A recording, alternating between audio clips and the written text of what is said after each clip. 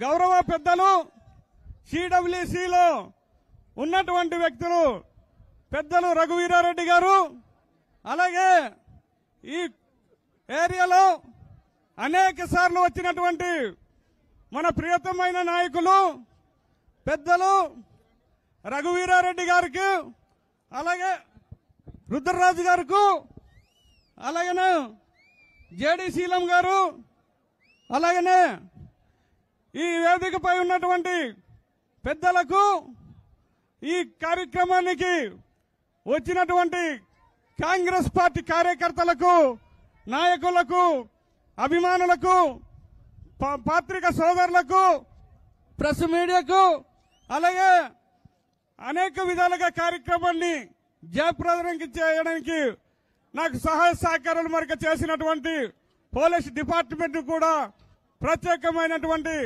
నమస్కారాలు తెలియజేస్తున్నాను. సోదరులారా, గతంలో మనం చూసినట్లయితే ఆ రోజుల్లో కాంగ్రెస్ పార్టీ ఈ ప్రాంతాన్ని అనేక విధాలుగా మరొక అభివృద్ధి చేసింది. మనకు ఇప్పుడున్నటువంటి పరిపాలిస్తున్నటువంటి పాలకులు ఈ ప్రాంతాన్ని గాలికి వదిలేసినటువంటి పరిస్థితి మనందరికీ కనిపిస్తుంది. ఈరోజు ఎక్కడ చూసినా ఆ రోజు వైఎస్ రాజశేఖర రెడ్డి గారు చేసిన అభివృద్ధి కార్యక్రమాలు కనిపిస్తాయి. ఎక్కడ చూసినా మన పిల్లలు చదువుకుంటున్నటువంటి స్కూల్ బిల్డింగ్లు కానీ, ఇదే ఈ ప్రోగ్రాంలో ఉన్నటువంటి డిగ్రీ కాలేజీ కానీ, ఏకలవ్య స్కూల్స్ కానీ అనేక అభివృద్ధులు చేసి 100 పడకల మరొక హాస్పిటల్ ఈ చింతపల్లిలో కూడా మంజూరు చేసింది ఆ రోజు వైఎస్ రాజశేఖర రెడ్డి అనేసి మరొక తెలియజేస్తున్నాను. మన మారుమూల ప్రాంతంలో వైఎస్ రాజశేఖర రెడ్డి హయాంలో ఇచ్చినటువంటి రేకు ఇల్లు కనిపిస్తుంది, స్లాబ్ ఇల్లు కనిపిస్తుంది. ఈ రోజు ఎక్కడైనా మరొక ఇస్తున్నారా? మరొక ఇల్లులు ఇస్తున్నారా? మీకు ఎక్కడ మనకు ఇవ్వటం లేదు. అభివృద్ధి ఎక్కడైనా జరుగుతుందా? ఎక్కడ జరగటం లేదు. మన మాయమాటలతో, అబద్దాలతో, కల్లిబిల్లి కబుర్లతో మరి మోసం చేసి ఈ రోజు అధికారంలో వచ్చినటువంటి పార్టీలు ఏ విధంగా ఉన్నాయో ఈ రోజు మనకు సమయం వచ్చింది.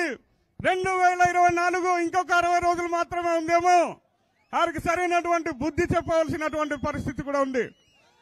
సోదరులారా, మన ప్రాంతానికి ప్రత్యేకమైనటువంటి బాక్సైట్ కొండలు ఉన్నాయి. ఈ రోజు దానిని అనేక పార్టీలు డైగ కన్నులతో మటుకు ఎదురు చూస్తున్నాయి. అలాగే సమగ్రవరంలో పవర్ ప్రాజెక్టు కట్టడానికి అంబానికి తాకట్టు పెట్టినటువంటి పరిస్థితి మనకు కనిపిస్తుంది. అది దానిని కాంగ్రెస్ పార్టీ ఖచ్చితంగా అడ్డుకుంటుంది అనేసి కూడా మనకు తెలియజేస్తున్నాను. అదేవిధంగా ఈరోజు మాతృభాష విద్యావాలంటర్లు ఒక్క 5,000కే పనిచేస్తున్నారు. అది కూడా ఈ రోజు పీకేసే పరిస్థితి మనకు చేస్తున్నారు. ఆ రోజు వైఎస్ రాజశేఖర రెడ్డి పెట్టినటువంటి మాతృభాష విద్యావాలంటర్లు ఈ రోజు రోడ్డున పడ్డారు. ఈ రోజు పట్టించుకునే నాదుడే కరువైనటువంటి పరిస్థితి. అందుకను మీరందరూ మనకు ఆలోచించవలసినటువంటి సమయము ఈ రోజు మనకు వచ్చింది. మనకు ముఖ్యమంత్రి కేంద్ర గా మన నేత ప్రియమైన నేత షర్మిల రెడ్డి గారు ఈ రోజు మన ముందు వచ్చారు. ఓట్లు వేద్దామా? వేద్దామా? అసంగుర్తుకు ఓటు వేద్దామా? అలాగే మన భారతదేశంలో ముఖ్య నేత మన రాహుల్ గాంధీ గారు రేపు ప్రధాని అవ్వాలి. ఆయనకు ఓటు వేద్దామా?